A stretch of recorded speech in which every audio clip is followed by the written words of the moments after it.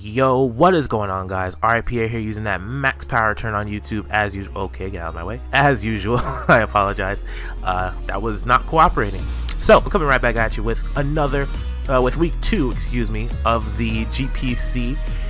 My battle this week was against Tom DeRizzle, no Polytoad. And anyways, I was very much fearing coming up against this team because he has a lot of power, especially on the especially offensive side. But I was also looking forward to it because I was like, if I can take care of this, I can do anything. I can do like literally anything. I don't know what I'm saying anymore. But let's go ahead and analyze what he has. So you all know my drafts by this point if you've been following. I'll leave a link to my draft analysis in the description if that's what you want to go and look at. But I'm not going to go through it again. It'll just saves a little bit of time. So Tom decided to draft Landorus T, Keldeo, Quagsire, Blissey, Mega Camerupt, Hariyama, Mega Alakazam, Entei, Galvantula, Whimsicott, Golbat, and Armaldo. Now, looking at his team straight away, Landorus T, Keldeo, Mega Camerupt, Mega Alakazam, and Entei are all very threatening Pokemon, and for the most part are especially offensive with Keldeo, Mega Camerupt, and Mega Alakazam. Yama could be a special wall of sorts with Assault Vest. That's really all I've seen it do, to be completely honest. But it also hits pretty hard the physical side. With 120 base attack is not anything to sneeze at, or I think it's 125. I don't remember exactly what it was. Quagsire, I knew Quagsire was going to be an issue. Physically defensive with Unaware, basically making Mega Altaria work for a KO if it came down to that. Blissey I wasn't too worried about, considering I have Mega Altaria, Doublade, Tyranitar, Meloetta with Psyshock, Emboar, and Virizion, who can all deal with it pretty well, and Stoutland too if it came down to that. So I was actually very I was pleased with my matchup this week, but I was also frightened because as you're gonna see soon, I really didn't have anything that was completely 100% safe dealing with Entei, as I did not bring my Emboar, as you're gonna see soon. So let's see. Pokemon I was fearing the most was Landorus T, because Landorus T is so versatile. I mean, granted, there's really only two things you're gonna see with it. It's either Scarf, or it's going to be, well, it's three. It's Scarf, Band, or whatchamacallit, or it's gonna be physically defensive, or it's gonna be like some random mix of EVs that outspeed certain things, especially in leagues like this where you can see your opponent's team ahead of time. There's stuff that you're gonna want to outspeed. So he could have done that, and I think he did, considering what happens in the battle that you're gonna see soon. So Galvantula I was a little bit worried about, but I do have Fortress to sort of deal with that. The only problem is Fortress can't take 2 Thunders or 2 Volt Switches, and if it has HP Fire, I mean, granted, I do have Sturdy, but I really didn't want to have to deal with Sticky Web on my side of the field. Excuse me, there's a dog barking outside. I don't know if you can hear it or not, but I'm gonna pause and close my window real quick. Much better. Okay, so where was I? So basically, looking at his team, Mega Camerupt and Mega Alakazam are both very threatening Pokemon. So I had to take that into account, and I thought Golbat would be pretty obvious as the Pokemon he would want to bring to get Defog instead of having Rapid Spin on his Armaldo, especially considering I'm like one of the only teams in this league that has a Ghost. I have 2 of them, and that's, well, okay, I'm not even gonna say one of the only. I'm one of like 4, I think. Yeah, one of 4 that has a Ghost on the team. So I don't know, you really wouldn't want to bring Rapid Spin and get stuck like that, especially because Spiritomb does have both Will-O-Wisp that will really hamper Armaldo's ability to do anything later on, as well as being able to hit it specially, which Armaldo has trouble dealing with. So, well, excuse me, I feel kind of a little bit sick. Give me 1 second. Much better. Okay. So I think I've gone through pretty much everything. Whimsicott is very threatening, especially if I end up with Virizion in on it, as he can just Encore me into it rather than having me go for like HP Ice, or maybe I bought HP Poison specifically for it or something like that. I can get Encored into Calm Mind and things like that, and I really don't want that to happen. So I think that's pretty much it. I really have no, besides Tyranitar, I didn't have much for Entei. Tyranitar and physically defensive Swampert I really do well against Entei, but besides that, I really didn't have anything for it. Emboar would have actually been pretty nice to bring with me at this point with Entei, but I was not thinking about it. I was too busy worrying about Mega Alakazam and the fact that with Landorus T, it's going to be working really hard against my team. So I think that's pretty much all I have to say about the matchups. So I'm going to go ahead and break down my team in just a second. I'm just trying to go through my mind to see if there's anything that I forgot through this so far. Oh yeah, Keldeo was always threatening. It's probably one of the best mons in OU, and yeah. If he brings some kind of Trick Room team, that would actually be very troubling for me as well. As most of my Pokemon are above base 90 speed, and yeah, that wouldn't bode well for me. And especially because Mega Altaria needs Dragon Dance to set up and win basically against most teams, and that's just an issue. So now we're gonna go over to Showdown, and we will, damn it, forgot to close that, and we will go to Team Builder. Alright, so yeah, let's start from the beginning. So you may be wondering about the EVs I have on Cloudy J, my Altaria here today. So I have 36 HP, 224 attack, 32 special attack, 216 speed with a lonely nature, but you see that the set is normal. Funny story about that, I actually originally had Ice Beam on this Altaria to deal specifically with his Landorus T. I had it over Roost, and now that I'm looking back, now that I'm remembering what happened in the battle, it's actually a lot better that I had Roost than Ice Beam, and because Tyranitar wasn't a huge, Landorus T wasn't a huge factor for his team anyways, only being able to take out one mon if I'm not mistaken, and yeah, that's pretty much it. So I originally had Ice Beam. I forgot to change the EVs back. This was like a last minute decision. Like right before the battle, I decided to change back to the normal Roost Return Earthquake Dragon Dance set. Ah man, my nose is really bothering me right now.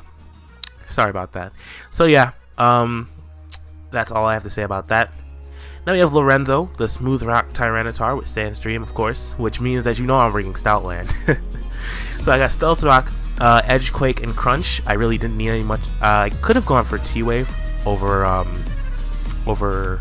I think I would have preferred it over Edge because everything on his team is hit by Earthquake, and it hits, whatchamacallit, I would be able to hit Hariyama for some damage if it came down to that, and whatever.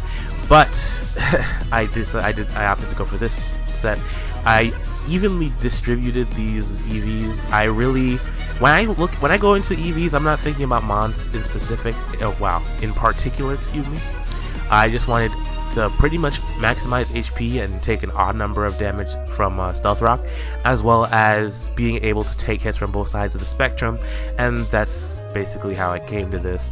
355 attack is nothing. 355 attack after an Adamant Nature plus 76 EVs is nothing to laugh at, and I still got decent defenses of 280 and 260. So that's about it. Next we have a base, my Fortress, Leftover Sturdy, Spikes, Rapid Spin, Volt Switch, Gyro Ball, Relax Nature, 156 EVs, and 104 Special Defense EVs. Pretty much just standard set. That's something you would see more on Ferrothorn than Fortress, but I just needed to be able to take a specialist hit. I really just need to be able to take something. Next up we have Christina. Now last week I ran Christina with the choice specs, and it turned out to be a really good, really good option for me, as it was able to take out Braviary, and without the choice specs I would not have taken it out. I might have lost the game. But this week I'm bringing the Assault Vest. The reason I'm bringing an Assault Vest Meloetta is because this is the only thing on this team that can 100% switch in on anything that Mega Alakazam can go for, as well as being one of the only mons that can switch into something from Mega Camerupt, although a lot less, because Sheer Force 145 base special attack, Fire Blasts with Stab is going to hurt regardless of what you're wearing. With that Assault Vest on, it's not gonna, I don't think it would 2-hit KO, especially with Meloetta's brilliant special defense and good HP stat, but it would hurt. It would definitely hurt, especially if it burned. That was another thing for me. I really just need to make sure that Christina did not get statused in any way, shape, or form if I was going to be able to win the battle in the late game, especially if he decided to bring Mega Alakazam. Now my set, I went for Psyshock, Shadow Ball, Hyper Voice, and Hidden Power Ice. Now I had Hidden Power Ice there just in case Landorus T was still around, and I made a prediction or something like that. Plus, I didn't need any more coverage besides Side Shock, Shadow Ball, and Hyper Voice, so I didn't need Focus Blast, so I was like, you know what, it's safer to have this because I could take out his Landorus T. I think the physically defensive set is actually O-code by Hidden Power Ice, or has a role, and the Choice Scarf set is absolutely O-code by it. So that's really my reasoning behind Christina. I needed to make sure I had a special wall. It was very important for this match in particular. Next we have Wireless. Now, when I was like, what, 15 when Black and White came out? Let me see, how long has it been? How long has it been? I think it came out in like 2010, 2011. That means I was, yeah, pretty much, I was 15, 14 or 15, and I'm turning 20 this year, so whatever, math, whatever. So Virizion, I named it Wireless. I thought I was like the coolest person ever. I didn't know everybody named it that. I was like, you know what, this sounds like Verizon. I'm gonna name you Wireless in the game before, and that's basically, you know, that's the backstory, you know, life. Anyways, so Virizion Wireless with Life Orb, justified, of course, its ability. Hidden Power Ice, of course, that's part of the standard set, but it does help me to deal with Landorus T, especially because I can live a couple of Earthquakes from the physically defensive set, I'm not mistaken. Its defense is very low, so I don't think I would be able to live two Earthquakes from the Choice Scarf set, plus the fact that it could just U-turn out into something that's much more useful against my Virizion. And yeah, so I went with the special attacking set with Hidden Power Ice, Focus Blast, Giga Drain, and Calm Mind, and standard 252 EV spread. So Virizion was basically there to help me out with Quagsire in case he decided to bring it. +1 Focus, I don't even think it has to be a +1, I think Focus Blast KOs is a 2-hit KO against Blissey after Stealth Rock, so that's actually very good for me. Even it basically offsets the fact that I'm not using the physical set that has close combat. And I think that's all I really had to say. Let me go back to this sheet real quick and see if there's anything else I had to deal with. No, that's pretty much it. And it 2-hit KOs Golbat with Hidden Power Ice once it's worn down a little bit. I think after Stealth Rock? It might be. After Stealth Rock, it's a roll, I think, if I KO it. But if it takes 2 Stealth Rocks, I mean, you'll see. Anyways, and then we have the last member of our team. Of course, with the Smooth Rock on my Tyranitar. Excuse me, sorry about that. The Smooth Rock on my Tyranitar, of course, I'm going to be using abusing sand. So we have Greater Mustache, my Stoutland. Wow. The origin of this nickname is the fact that Mega Alakazam has a pretty cool mustache itself. So Stoutland just he takes the game to another level with his mustache. So that's really it. That's all you really have to know about that. So Sand Rush with Choice Band. Ice Fang returns Superpower Play Rough. Ice Fang, of course, it Oko's Landorus T. I'm not sure if it has to. I think even at -1 with the Choice Band it Okos. I'm not sure what I calced, but it's definitely a 2-hit KO at best. I have no idea what's going on, what happened there, but Ice Fang is at least a 2-hit KO. Return is also a 2-hit KO. Superpower is basically for his Blissey, but Return is also a 2-hit KO on Blissey as well. So I mean, Superpower also helps me to hit. What else? What did he have? There was something here for it. Armaldo. That's literally it. It's just Armaldo. Everything else can get hit much harder by Return. In fact, it doesn't have anything that resists Return other than Armaldo. So I was really very pleased with that going into this matchup, and I was very disappointed with the outcome. It's my fault, but the outcome of this, not the battle, but it was my fault, and he was gone too soon. You know, that's really it. So I have these EVs because there is really nothing that I would outspeed by being at max, and in the sand I would already outspeed everything with these EVs because of Sand Rush, and there really is, yeah, that's about it, to be completely honest. What was I saying? Alright, 460 speed in the sand is enough to outspeed Scarf Lando T, which gets to one. Which gets to which gets to 454 or 455. So that helps me out a lot. And I think that's pretty much all I have to say about this team. I built this pretty quickly, but I was pretty proud of it. I actually didn't test this at all. I tested against variations of Jake's team last week, but I did not do anything against Tom's, so I went into this blind basically. So I will be back with the replay in just a second, but I'm going to end this part of the recording, and I do hope that you all enjoy. I will see you then. And we're back. Welcome back, guys. I missed you all. Although it's only been like a second for you, it's been like an hour for me. Not even gonna lie. Not even gonna lie. But we are back with the actual replay of the battle. This was actually a very good one. So he opted to bring the ones I pretty much knew were a done deal that he was going to bring was Quagsire, as well as Landorus T and Golbat. I was fearing the Galvantula because I really didn't want anything losing any speed with the Sticky Web, but I was pretty much okay with that, to be honest, with his team. I did explain my team before. Yes, I did. Okay, so Mega Alakazam, of course, is there, the threat, but I do have the counter, Christina, my Assault Vest Meloetta, so I was actually very content with this. Now, let's see, is there anything I really have to say before we get into this? Nope, I explained pretty much everything. Quagsire is going to be threatening, but if I can get Virizion in to pressure it out every time, and I predict accordingly, that would actually be very good for my team. So I think that's really all I have to say now. So we're gonna go ahead and get into this replay with blah blah. Oh my gosh, I keep screwing up.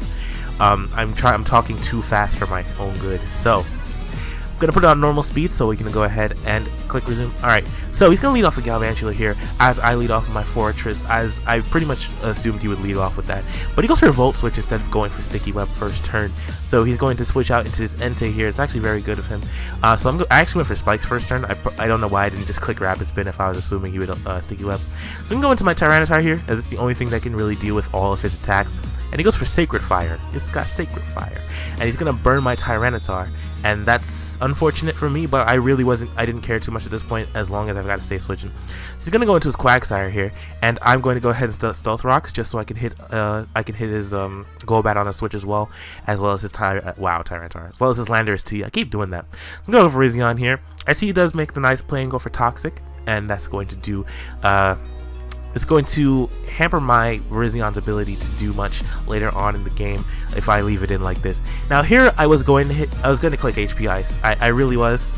I really wanted to click HP Ice, but if he stayed in, Focus Blast would have done more, 1, and 2, I would have just been dreading the fact that I didn't go for Giga Drain for like 10 minutes. So, Focus Blast only does 13% to his Golbat, although I think that if it was especially defensive, it would have done less. So that's something I really took a little bit of note of, as it 4 times resists Focus Blast. But still, back into the battle. So I'm gonna go for Focus Blast here with my Virizion, and I take more damage from the poison. I'm like, I need this to switch in on its Quagsire, so I'm gonna switch out into Meloetta here. I'm gonna let you get my rocks and spikes off the field here, and I'm going to take you out with the Psyshock, or I'm going to predict your switch. So he's going to get out of the Golbat there and go into his Entei, and I'm going to go for Psyshock just to make sure, and it's going to do a really decent amount to his Entei, and it puts him in range with another Psyshock later on if he has to switch out, if he has to switch into it again. So I'm going to go Tyranitar here. Now I made a really stupid decision here, as you see the Sandstorm hits him. This is the last turn of Sandstorm, and I let my Tyranitar go down with Stoutland sitting in the back, and now he has no sand to come in and sweep with. So I'm going to Ultra here. Now, before people get mad at me. The rules in our league is you do not have to Mega Evolve the turn it's sent out. For things like Gyarados, who can benefit from the flying water typing that it has and be able to hit things, as well as avoid certain hits while maintaining that typing. And I completely forgot where I was going with this. But I actually decided not to Mega Evolve with Altaria, basically forcing him to go for either E-Speed or Iron Head, as Sacred Fire wouldn't do much to me anyway. He could have gone for Sacred Fire and gone for the burn, on the Mega Evolution, but I'm actually not going to Mega Evolve. The rule in this league is you do not have to Mega Evolve the turn it's sent out, and you don't have to Mega Evolve until later. You already got it. So I don't Mega Evolve, I just go straight away for the Earthquake, and I'm going to take out that Entei. Now, he's going to bring out his Quagsire here. I'm actually, so my ability on my Cloudy J here is Natural Cure. So Quagsire comes out, I'm expecting either a Toxic or a Scald, so this way if he burns me, I switch out, I come back in, and I'm fine. And if he poisons me, I switch out and come back in, and I'm fine. So I'm going to go for Roost here. And he's actually going to reveal that he has Icy Wind. That's actually really annoying. It only does 90% though, so I'm actually very content with that. And I'm going to go ahead and switch myself out here. There's really nothing much I can do to his Quagsire as it stands anyway. He does go for the Toxic this turn, and Fortress is just going to wipe that off. Well, I don't even know what I'm trying to say anymore. But I'm going to go for Spikes here, as it does hit 3 of the 4 members of his team, and it will help me deal with his Quagsire later on. And so he goes into his Alakazam here as I use another layer of Spikes, and he's going to go ahead and Mega Evolve here and reveal that he does have Hidden Power Fire. That's very, very annoying, but it is going to take out my Fortress there. I don't know why I switched into Cloudy J. I think I wanted a free opportunity to set up possibly, but then I forgot about Quagsire. But then I remembered Quagsire and I clicked return. That crit might have mattered. I'm not entirely sure. In fact, let me go ahead and calc that against physically defensive. Let me calc that for you guys. I'll be right back. Alright, it's not letting me move the screen, so I do apologize for that much, but it does show here return does 41.1 to 48.7% naturally, and that's only if he's max physical defense. And I could pretty much tell that from the crit, but what did I do? I did 63.4. Now, since I did, let's say I did 41, you take 22 away, he would have still been at 49, and he would have been able to live another hit. So that crit right there actually did matter a substantial amount. Only if he's physically defensive though. If he wasn't, then I do believe I would have been able to kill him with another return after the after the leftovers recovery, excuse me, which would have put him at 49 if he was, yeah, if I hadn't crit him there, it would have put him at 49. So I'm gonna go for return again, and I'm going to take out Quagsire, and that's actually that's a lot of relief off my shoulders. So I'm actually gonna switch out into my Stoutland here. Expecting him to be scarfed with Earthquake, as he does reveal he's Stealth Rock. However, I don't know if this is the physically defensive set. As you see, that Choice Band return does 94% to him. I mean, it's still a stab return from Stoutland, which has 110 base attack, and it's maxed out adamant. But I do have 230 speed on this. Most Landorus T don't, the physically defensive Landorus T don't really run many speed EVs.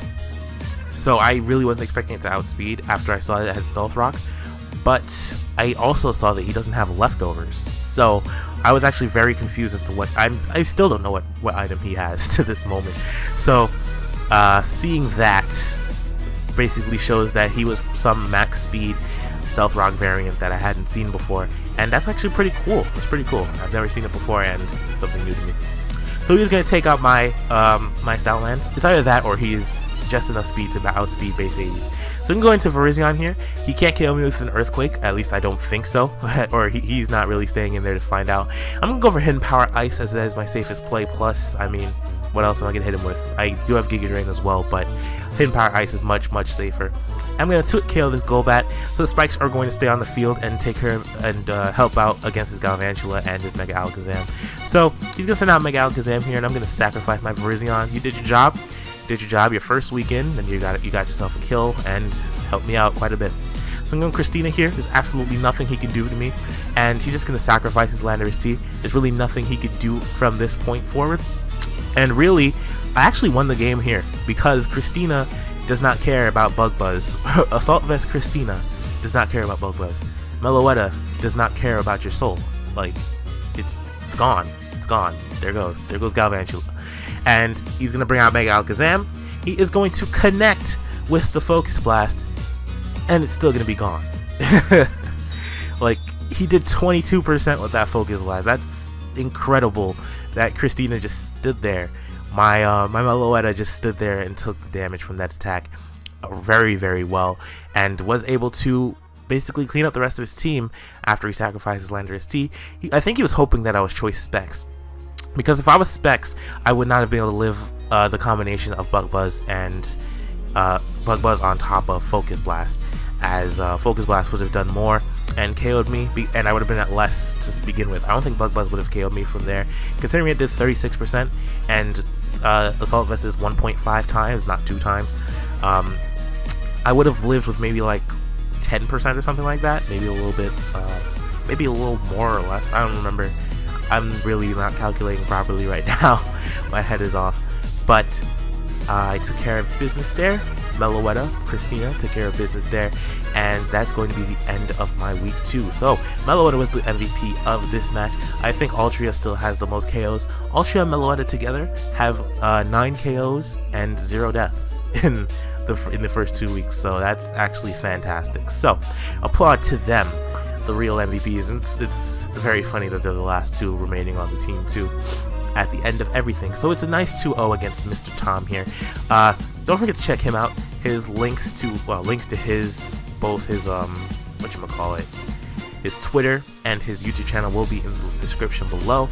And I do hope that you guys enjoyed this. Don't forget to hit that thumbs up button to show your support for my channel and for the league, and I will catch you all later. We recently hit 200 subscribers, so let's keep going, and I will see you guys later. Wow, I sounded really weird when I said that just now. Oh my god.